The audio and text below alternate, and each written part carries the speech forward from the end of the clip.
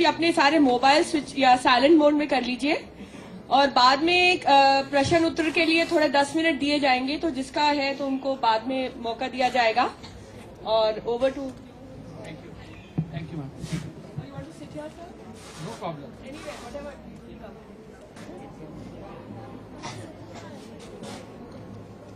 संगीत की दुनिया पे आप सभी से बात करने के लिए मुझे बुलाया गया है। पहले मुझे बताया गया था कि ये संवाद वयस्कों के साथ है, लेकिन जब मुझे पता लगा कि ये बच्चों के साथ है तो मेरी घबराहट बढ़ गई। क्योंकि बच्चों को समझाना और बहुत सरल करके बताना वो और कठिन है, और वो भी अगर संगीत की दुनिया की बात है तो मुझे लगता है कि एक बड़ा मुश्किल काम है। सबसे पहले तो मैं ये बता दूं कि आप ये किसी तरह की कोई धारणा न बनाएं कि मैं संगीत का आदमी हूं, या मैं गाता हूं, या मैं संगीत का शिक्षक हूं, या मैंने संगीत में कोई औपचारिक किसी तरह की दीक्षा ली हुई है।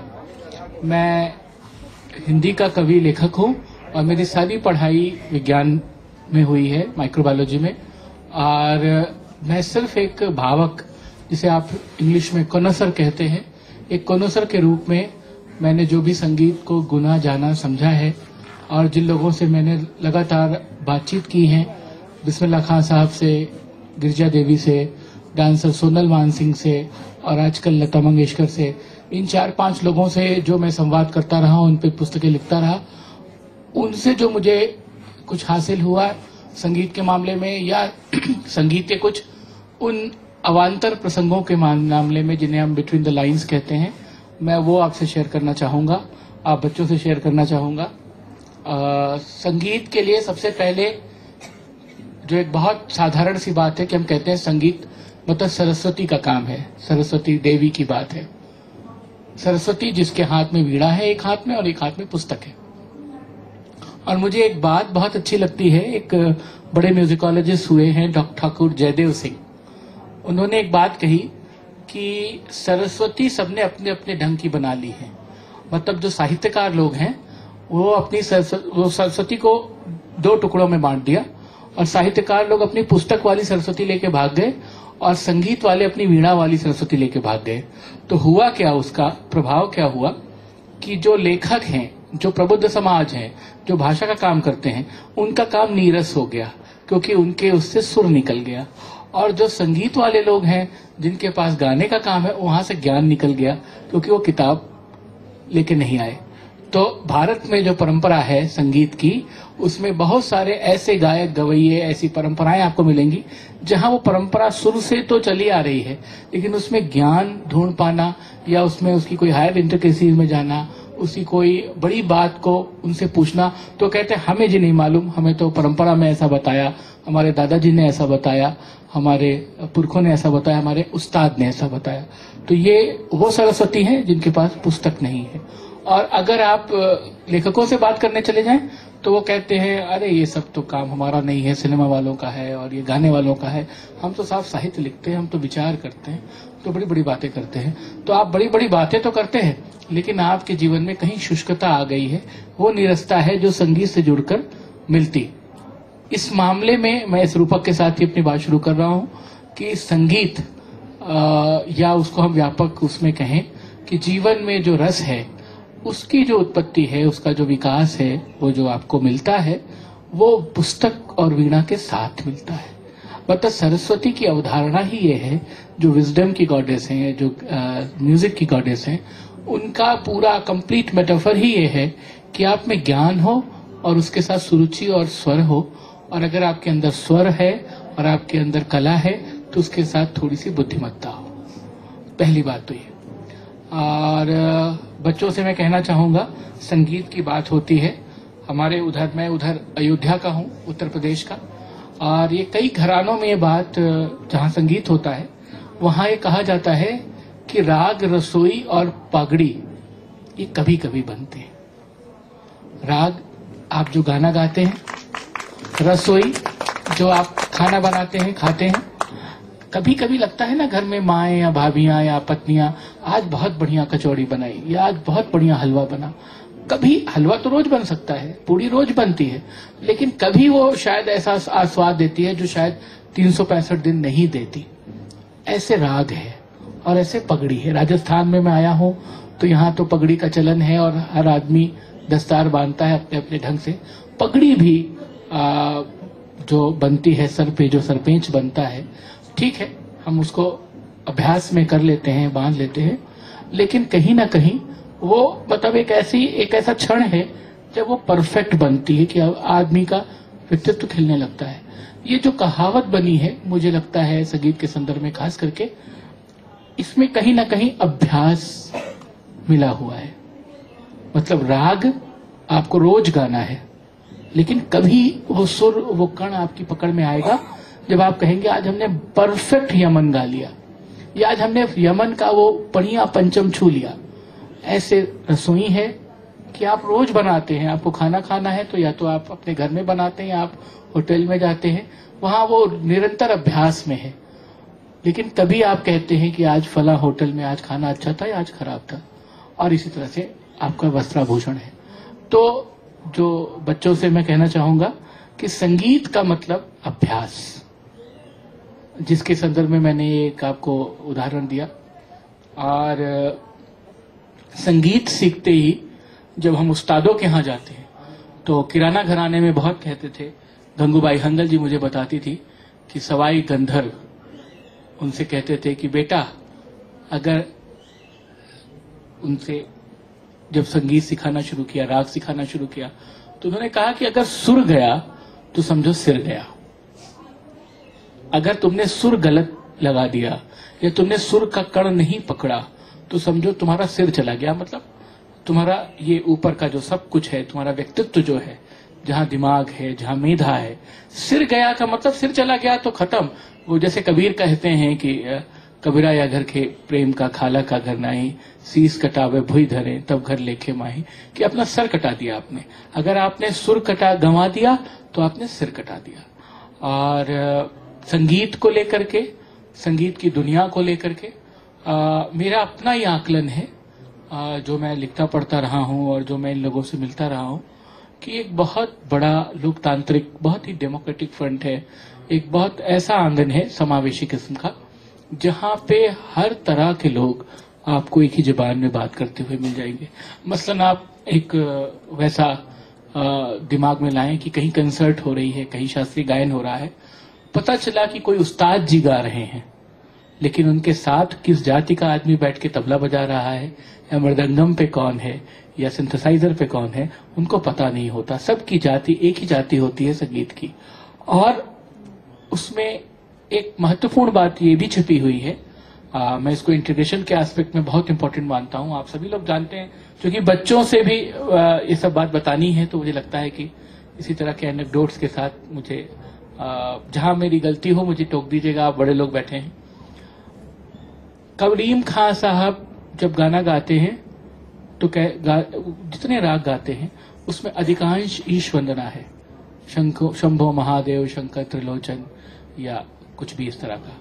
भीमसेन जोशी गाते हैं तो हजरत निजामुद्दीन औलिया अब मोरी नैया पार करो। कहने का मतलब ये है, जो किसी भी घराने का कोई गायक जब अपनी बंदिश रच रहा होता है, सुना रहा होता है, तो वह नितांत भूल जाता है कि वो संगीत में जिस स्वर को, जिस बंदिश को आवाज दे रहा है, वो किस संप्रदाय से संबंधित है। हिंदू अक्सर औलिया और पदों में जाते हैं, मुस्लिम फनकार अक्सर देवियों देवताओं की प्रार्थना गीतों में जाते हैं। उस्ताद अमीर खान साहब का आपने नाम सुना होगा, वो अपने ढंग के एक मशहूर गायक हुए इंदौर घराने के। वो उनका एक बहुत महत्वपूर्ण बंदिश है कि मातु भवाने विमल मत तज दे, हंसध्वनि में। तो हंसध्वनि में क्या पद गाया जा रहा है और कौन गा रहा है, या यमन में बिस्मिल्लाह खां भीमसेन जोशी क्या गा रहे हैं और किस तरह से अपनी सृष्टि कर रहे हैं, ये देखना इस मामले में संगीत के सरोकारों के सेंस में, संगीत की दुनिया के संदर्भ में, कंटेम्परेरी मॉडर्न वर्ल्ड में ये देखना जरूरी है कि वो कितना समावेशी, कितना सौहार्दपूर्ण, कितना ऐसा आत्मीय और डेमोक्रेटिक संसार बनाते और रचते हैं जिसमें हर एक के पहुंच की, हर एक के संवाद की गुंजाइश। बच्चों को मैं बताना चाहूंगा, आप लोगों ने नाम सुना होगा तुलसीदास का, सूरदास का, मीराबाई का। ये सब सिर्फ कवि नहीं हुए, ये सब सिर्फ गायक नहीं हुए, संत नहीं हुए। इनके लिए एक शब्द इस्तेमाल होता है हमारी परंपरा में, वाग्गेयकार, जिसे बंदिश बनाने वाला कहते हैं। आप नोट करना चाहो तो नोट कर सकते हो, वाग्गेयकार, जो बंदिश रचता है।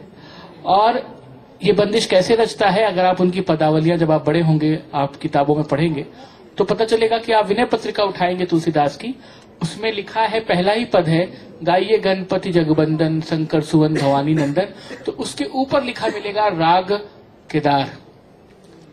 कोई दूसरा पद देखेंगे सूरदास का, मैया मोरी मैं नहीं माखन खायो, उसमें लिखा होगा राग खेमटा, कहीं कुछ राग कलावती। इसका मतलब ये है कि वो किसी संगीत उस्ताद के पास नहीं जाते थे ये बताने कि मैंने ये बंदिश रची है और इस पे संगीत बनाओ और ऐसे गाया जाए। वो खुद अपने पदों को, अपनी पदावलियों को, अपने कीर्तनों को जब लिखते थे तो उनको एक राग में निबद्ध करते थे और वो खुद तरन्नुम में गाते थे, खुद झूमते थे। और उनको लगता था ये जरूरी नहीं है कि कलावती में लिखा हुआ पद आप कलावती में ही गाएं। आज के कलाकार बहुत उसमें फेरबदल भी करते हैं, लेकिन जिस जमाने में 16वीं शताब्दी में, 17वीं शताब्दी में, 18वीं शताब्दी में जब ये सब पद रचे गए, तो वो बंदिशकार लोग जितने थे उन्होंने अपने अपने ढंग से अपनी चीजें लिखी और उन्हीं को वाग्गेयकार कहते हैं, बंदिशकार कहते हैं, बंदिश बनाने वाला कहते हैं, जिसकी परंपरा हमारे यहाँ, हमारे संगीत में, साहित्य में 1000 साल पुरानी है, जो अमीर खुसरो से शुरू होती है और फिर निजामुद्दीन औलिया और बाकी लोगों से होती हुई बिल्कुल नए में 20वीं शताब्दी में भारतेंदु हरिश्चंद्र तक आती है। भारतेंदु हरिश्चंद्र हमारी हिंदी, आधुनिक हिंदी, खड़ी बोली के बड़े कवि हुए और उन्होंने एक बिल्कुल नई, जो हम आज जिस भाषा में बात करते हैं, उसकी नींव रखी। लेकिन उन्होंने ढेर सारी कजरियां लिखी, ढेर सारे गीत लिखे, ढेर सारे राधा कृष्ण प्रसंग के गाने लिखे। और मैं कम से कम मैं व्यक्तिगत तौर पे जानता हूं, आप लोग भी ढूंढें, भक्ति काल की जो कविता है, जो मिडवेल हिंदी पोइट्री है और जिसका दौर शुरू होता है 15वीं शताब्दी से 17वीं शताब्दी के बीच में, जो 200 साल का पीरियड है, उसमें कोई भक्त, कोई संत, कोई निर्गुणिया ऐसा नहीं मिलता जिसकी पदावली, चाहे वो 4 पद का संग्रह हो और चाहे वो 4000 पद का संग्रह हो, जिसमें कोई पद बिना किसी राग और ताल के मिल जाए आपको। राग और ताल वहां जरूर है। इसका मतलब है, इसका एक इशारा और भी है कि उस जमाने के कवि लोग संगीत जानते होते थे। जो बात जिसकी मैंने शुरुआत की कि वो उनके पास वो सरस्वती थी जिनके एक हाथ में वीणा थी और एक हाथ में पुस्तक थी, वो दोनों के साथ थे। धीरे धीरे धीरे ये परंपरा खत्म हुई, धीरे धीरे परंपरा कहीं ना कहीं जाके अवरुद्ध हुई और बाद में हम सभी ने जो कविताएं लिखनी शुरू की। मैं खुद कविता लिखता हूँ, कई बार मैं छंद में भी कविता लिखता हूँ, लेकिन मुझे इतनी तमीज नहीं है कि मैं उसको भैरवी पे या मैं उसको जयजयवंती पे या मैं उसको कलावती पे फिट कर सकूं। और अगर फिट कर भी पाऊं तो कम से कम इतनी हिम्मत दिखा सकूं कि प्रबुद्ध समाज को ये बताऊं कि नहीं भाई, मेरी कविता को जयजयवंती में गाना। लेकिन जिस समय तुलसीदास ने किया, जिस समय सूरदास ने किया, उस समय ऐसा नहीं था, उन्होंने वैसा करके दिया।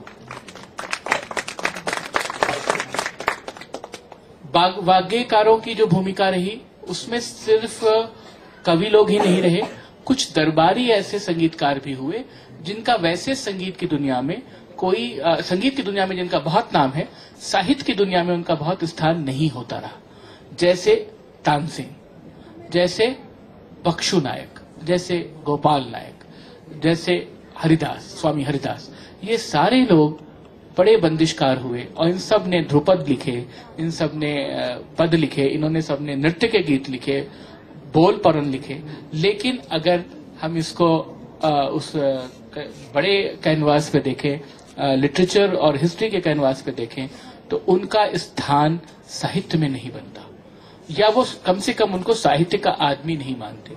जिसके लिए मैं सबसे बड़ा उदाहरण इस देश में वाजिद अली शाह को मानता हूँ कि 20वीं शताब्दी में जब वो नवाब हुए, अवध के नवाब थे, उन्होंने ढेरों बंदिशें लिखी, ढेरों कजरियां लिखी, ढेरों तरह के पदावलियां ऐसे लिखे जिसमें उन्होंने अपना नाम अख्तर पिया के नाम से रसन लगते थे। और नाजो बनी और देश भर का उनका पुस्तक है। मुझे लगता है बच्चों को मालूम है कि नहीं, और उनका एक सबसे महत्वपूर्ण जो पद है, जब उनको मटिया बुर्ज किया जा रहा था तो बाबुल मेरा नैहर छूटो जाए, ये पद उन्होंने बिल्कुल आजादी के बिल्कुल 1857 की क्रांति के दौरान लिखा है। हमारे पास 150 साल पुराना उसका दस्तावेज है, लेकिन आप जब सुनते होंगे तो उस्तादों ने इतनी बार उसको गाया है कि लगता है कि ये 500 साल से या हजारों साल की परंपरा से चल गया। मैं थोड़ा सा हिस्ट्री में इसलिए बात कर रहा हूं आपसे कि इन बच्चों को थोड़ा कुछ समझ में आए कि संगीत की परंपरा कहाँ और कैसे बनती है। हालांकि मुझसे कहा गया था कि मैं इस संवाद में आपसे शास्त्रीय संगीत, लोक संगीत, सिनेमा संगीत, सबके अंतर संबंधों पे, सबके इंटरफेस पे बात करूं। मैं एक मजेदार बात ये बताना चाहता हूं, खास करके सिनेमा संगीत के संदर्भ में, कि जो ठुमरी, जो कजरी, जो पदावलियां पुराने समय में नौच गर्ल्स, बाइयों ने, तवायफों ने गाई हैं, महफिलों में गाई हैं, उन्हीं से फिल्म संगीत का विकास हुआ। 1930 और 40 के दशक के दौरान जितनी बड़ी बाइयां इस देश में मौजूद थी, उन सब ने अपने नाम बदल बदल के फिल्मों में काम किया। पहले हम एक गाना सुनते थे, बंदिश सुनते थे, मेरे ख्याल से सीनियर्स लोगों को पता होगा कि पहले कोई रिकॉर्डिंग कंपनीज या कोई अखबार वाले, कोई पत्र पत्रिका वाले किसी के बारे में कुछ बताते नहीं थे, तो जो आपको बंदिश गाने का मौका मिलता था रिकॉर्ड में, उसी में वो अंत में कहते थे, माय नेम इज गौहर जान, मैं अख्तरी बाई फैजाबादी, मैं अनवर बाई लखनवी, मैं जानकी बाई छप्पन छुरी। मैं मलका जान का एक छोटा सा लाया हूं कि वो गाते वक्त कैसे कहती हैं, माय नेम इज मलका जान। अगर आप सुनना चाहें तो मैं सुना सकता हूं।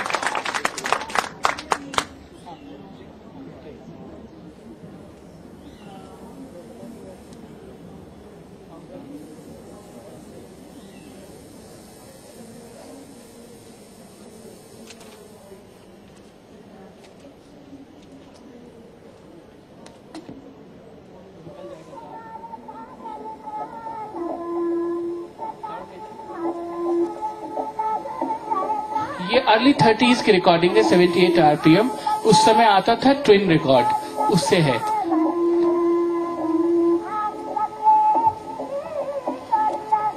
मैं बस ये दिखाना चाहता हूं कि जब वो बाद में अपना नाम पुकारती,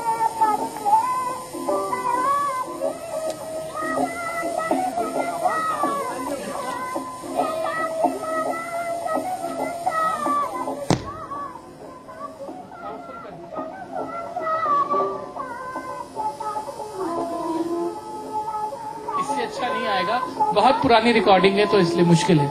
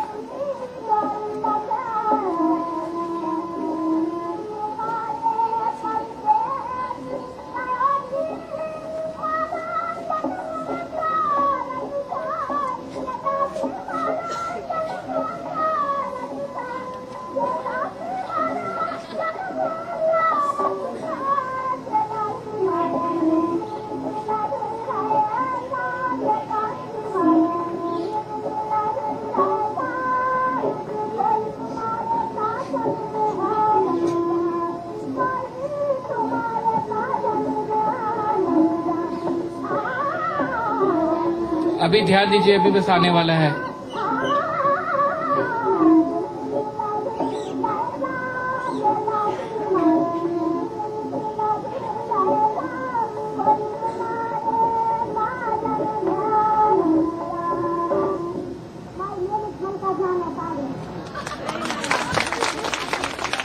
माय नेम इज मलका जैन जी। कहना चाहूंगा कि ये one of the earliest recording of HMV जी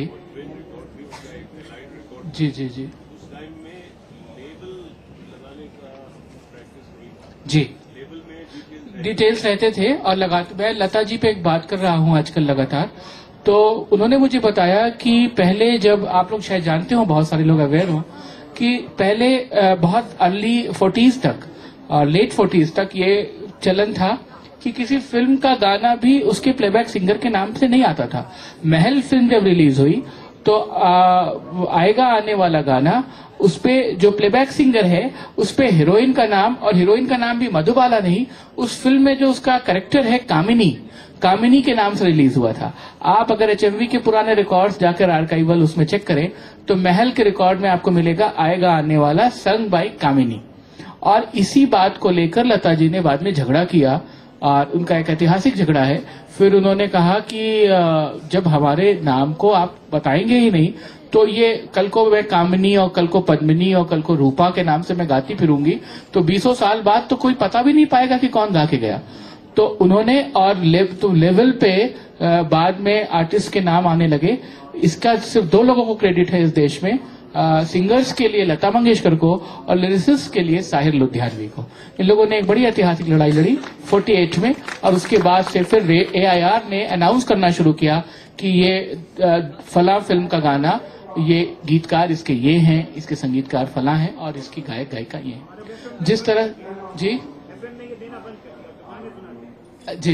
लेकिन अब देना बंद कर दिया, अब तो सबने जान लिया। अभी तो बहुत कुछ ऐसा होने लगा है, रेडियो मिर्ची और दुनिया भर की चीजें जिसमें ज्यादा फालतू बातें होती हैं, काम की बातें कम की जाती हैं।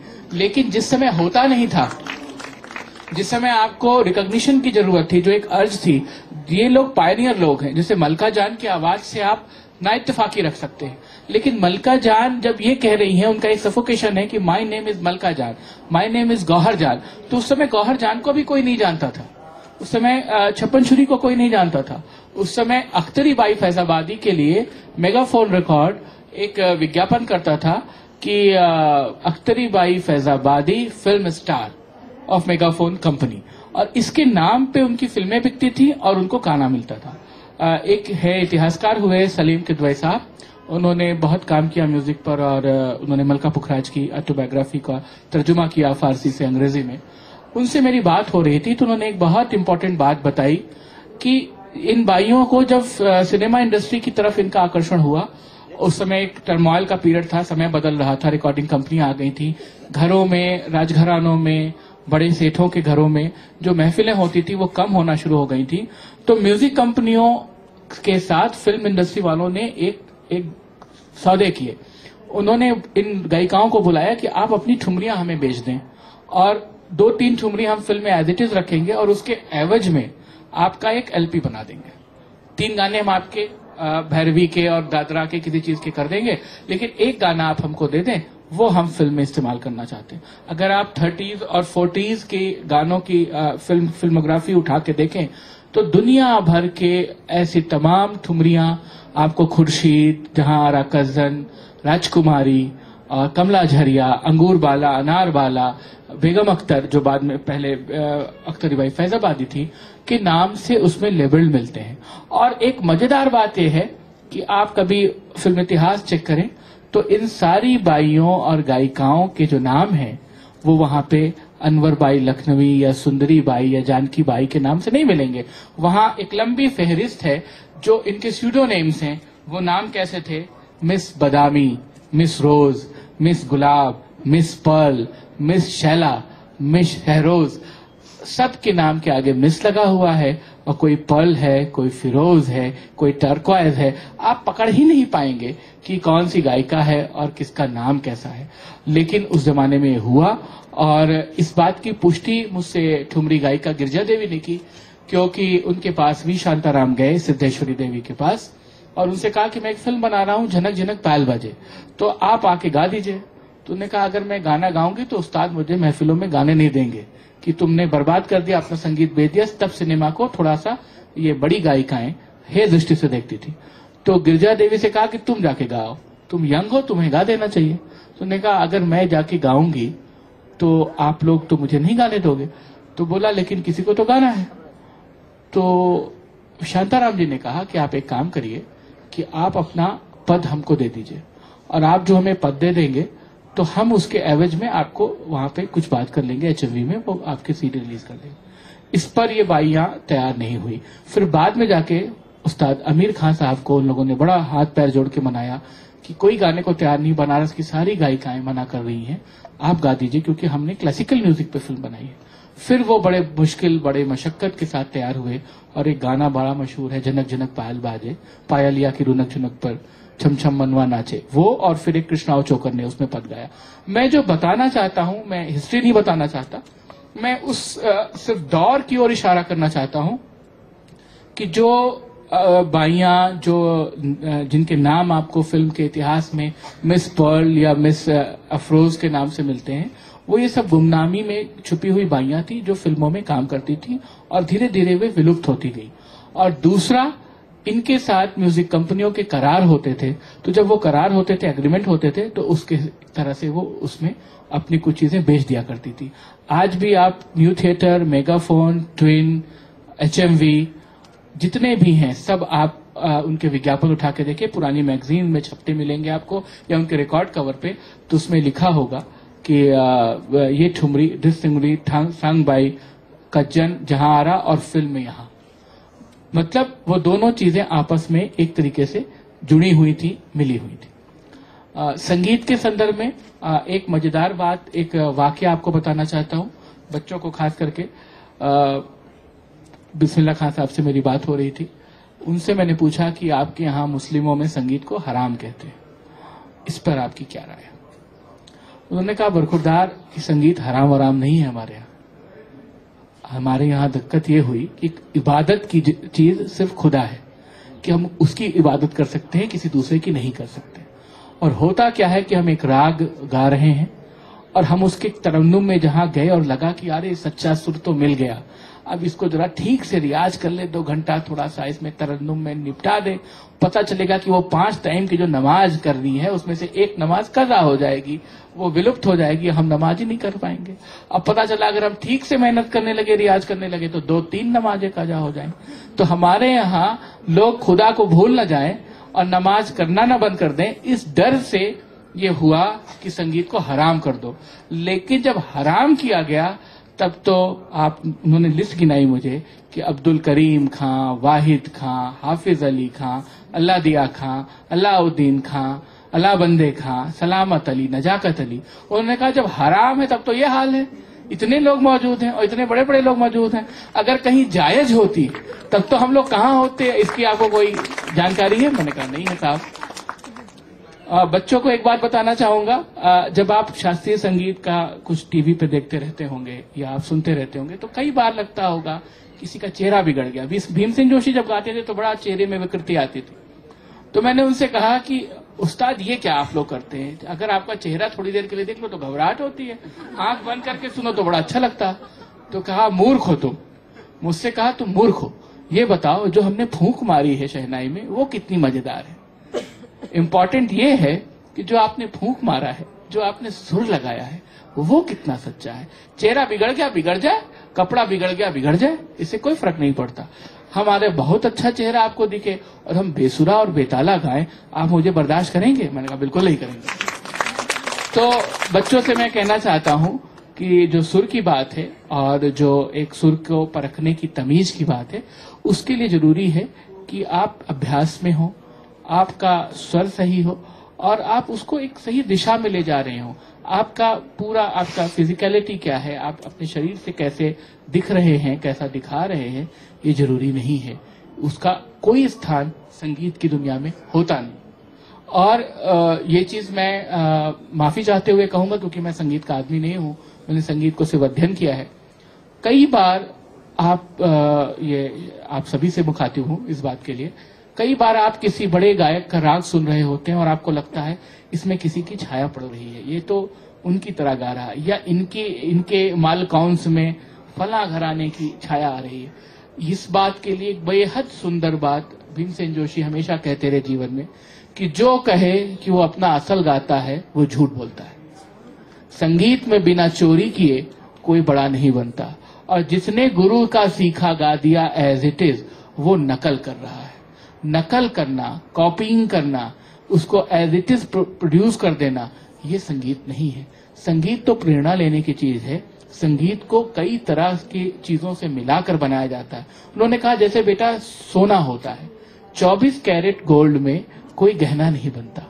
जब तक उसमें थोड़ा खोट नहीं मिलाते हैं, जब तक उसको 22 और 18 कैरेट का नहीं करते, तब तक उसका कोई आभूषण नहीं बनता।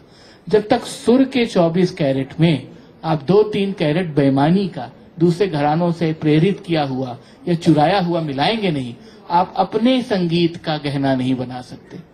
ये भीमसेन जोशी ने कई बार कहा, बार बार कहा। मुझे बहुत इंपॉर्टेंट लगता है, इसलिए मैंने आपसे शेयर किया कि मैं आपको बताऊं। और बहुत सारी चीजें हैं, मेरे ख्याल से समय भी अभी आपसे उसका हो जाएगा, प्रश्न उत्तर का। संगीत में, सिनेमा संगीत में एक बहुत इंपॉर्टेंट चीज ये हुई कि जैसे मैंने अभी बताया कि उन्होंने ठुमरी ले ली, दादरे ले ली और अपने फिल्मों में गाया। बाद में 60s के दौर में जब नौशाद का पीरियड आया, सी रामचंद्र का पीरियड आया और बहुत सारे ऐसे एमिनेंट म्यूजिक डायरेक्टर्स का आया जिसमें एस.डी. बर्मन थे, सलिल चौधरी थे। इन्होंने अपने अपने लोकेल के जो उनका फोक म्यूजिक था, जो उनका फोकलोर था, वो अपनी म्यूजिक में डाला। असमिया फोकलोर सलिल चौधरी लेकर आए, बंगाली का भटियाली एस.डी. बर्मन लेके आए, अवध का पूरा बैठकी और खड़ी महफिल नौशाद लेके गए। और एक बात बच्चों आपको बहुत मजेदार बताऊं, गुलजार साहब तो आपको बताते ही होंगे, फिल्म में जो संगीत हमेशा गाने म्यूजिक पे लिखे जाते हैं, उनको ट्यून दे दी गई, तर्ज दे दी गई, उसमें लिखे गए। बहुत सारे दादरे, बहुत सारे ठुमरियां, बहुत सारी कजरियां ऐसी हैं जो अवध में आज भी प्रचलित हैं और जिनका फिल्मों में बेहद सुंदर इस्तेमाल हुआ। मैं यहाँ पर एक लेकर के आया हूँ, एक बैठकी महफिल की एक दादरा है जिसे शोभा गुटू ने गाया और उसके पहले और बहुत लोगों ने गाया है, ठाड़े रहियो ओ बाके शाम हो, जिसे आपने बहुत अच्छे से सुना है पाकीजा में, ठाड़े रहियो ओ बाके यार। आप कहें तो मैं ठाड़े रहियो ओ बाके शाम सुना दूं आपको।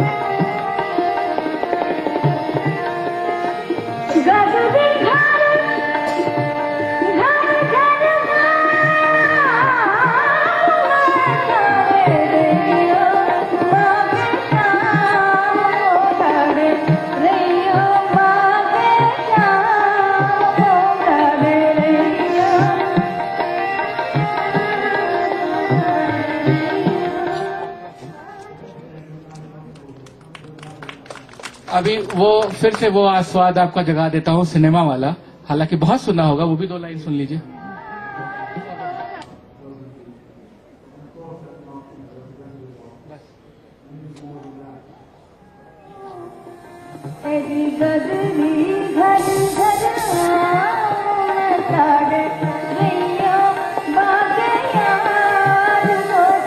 ठाड़े रहियो बाके यार बाद में कहती हैं, बेसिकली ठाड़े रहियो बाके शाम हो। ये बैठकी महफिल की ठुमरी है। एक खड़ी महफिल की ठुमरी होती थी, एक बैठकी, ये भी बता दो। खड़ी महफिल की ठुमरी में गायिका खड़े होके गाती थी और उसके साथ पखावा जो तबला कमर में बंधा होता था और जहां जहां वो दौड़ के जाती थी पीछे पीछे दौड़ के वो जाता था और वो बजाता था। और वो जब वो रोक लेती थी और उसको तंबाकू की तलब लगती थी तो वो सब उसके कमर में बंधा होता था जो तबलची होता था और वो तबला वाला निकाल के देता था, वहीं वो खाती थी और उसमें पान खोस देती थी और फिर गाते हुए आगे जाती थी। ये एक बैठकी महफिल थी और ऐसे खड़ी महफिल थी। आपने अगर सत्यजीत रे की जलसाघर देखी हो तो उसमें बैठकी महफिल बहुत सुंदर ढंग से दिखाई और बेगम अख्तर नहीं गाई उसमें।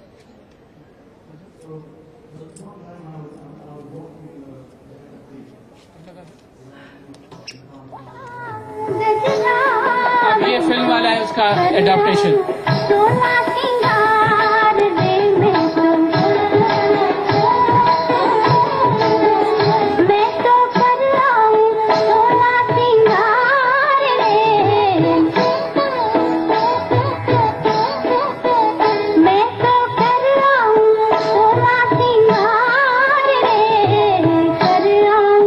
सोला